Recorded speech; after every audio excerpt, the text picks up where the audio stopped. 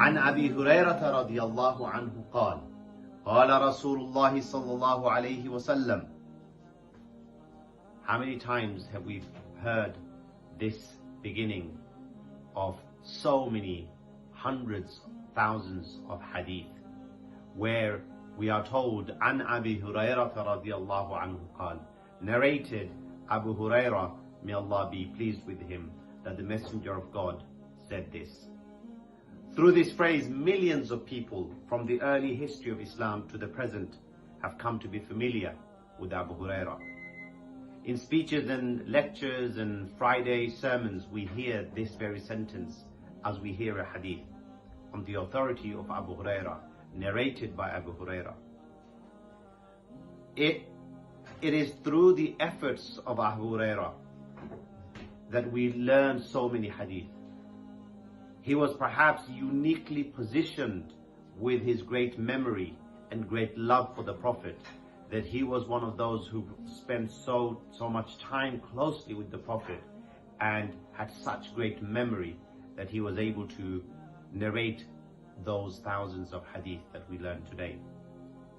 Now, Abu Hurayrah himself, his name originally was Abdul Shams, servant of a son, and it was the Prophet ﷺ who gave him the name Abdul Rahman, slave of the merciful.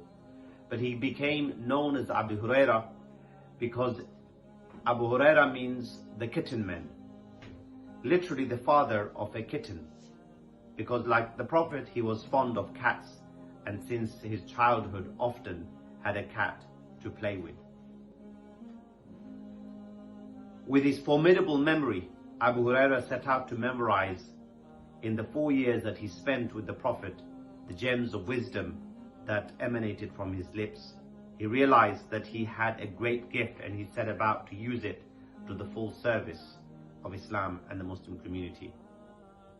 Unlike many of the Ansar, he had no land to cultivate nor crops to tend. He stayed with the Prophet in Medina and went with him on journeys and expeditions.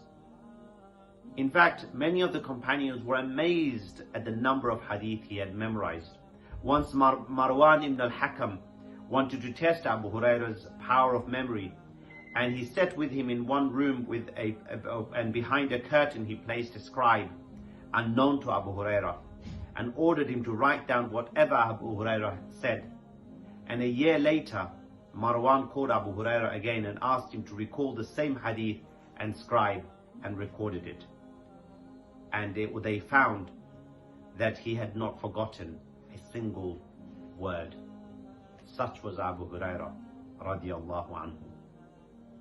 Join again tomorrow as we learn about Adi ibn Hatim. Adi ibn Hatim. Assalamu alaikum.